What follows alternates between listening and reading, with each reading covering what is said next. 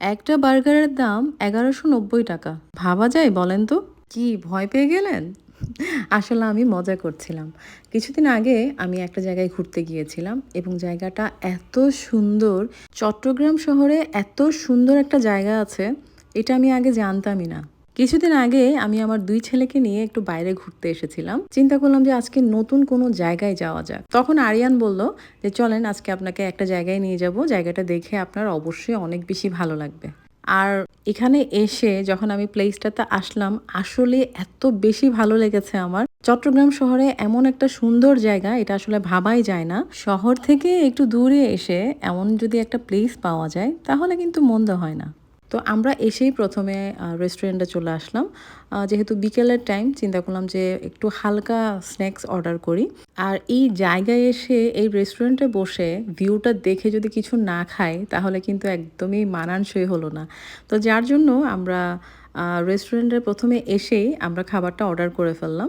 Order করার পর ওনাদেরকে বললাম, "আপনারা যখন আমাদের খাবারটা রেডি হয়ে যাবে, আমরা বাইরেই আছি, বাইরে থেকে আমাদেরকে ডাকবেন।" তো আমরা সেটাই করলাম।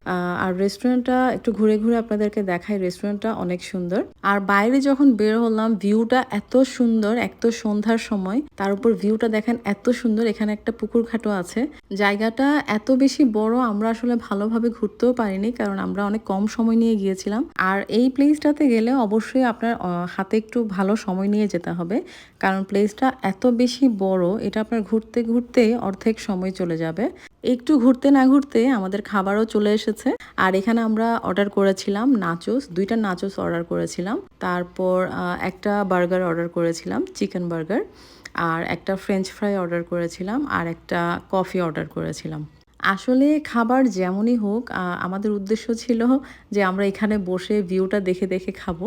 আর ভালোই লাগছিল। কিন্তু নাচোসটা আমার খুব বেশি ভালো লাগেনি। এটা আমার খেয়ে রীতিমতো পেট খারাপ হয়েছিল।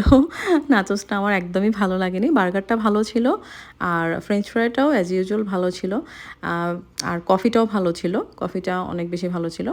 আর শীতের দিনে কিন্তু কফিটা একদম জমে যায়, তাই না? এই ফাঁকে আমাদের বিলটাও চলে এসেছে। আর বিল এসেছে ৳১১৯০ সবকিছু মিলিয়ে। আমার কাছে মনে হয়েছে মোটামুটি ভালোই, রিজনেবল প্রাইস আছে। মানে প্লেসটা আসলে এত সুন্দর, ওই হিসেবে প্রাইসটা ভালোই, কিন্তু এতটা খারাপ না, রিজনেবল, সবাই খেতে পারবে। খাওয়া-দাওয়া শেষ করতে, করতে আমাদের প্রায় সন্ধ্যাই হয়ে গিয়েছিল। আর দেখেন সন্ধ্যার যে ভিউটা, এইটা তো জাস্ট অসাম।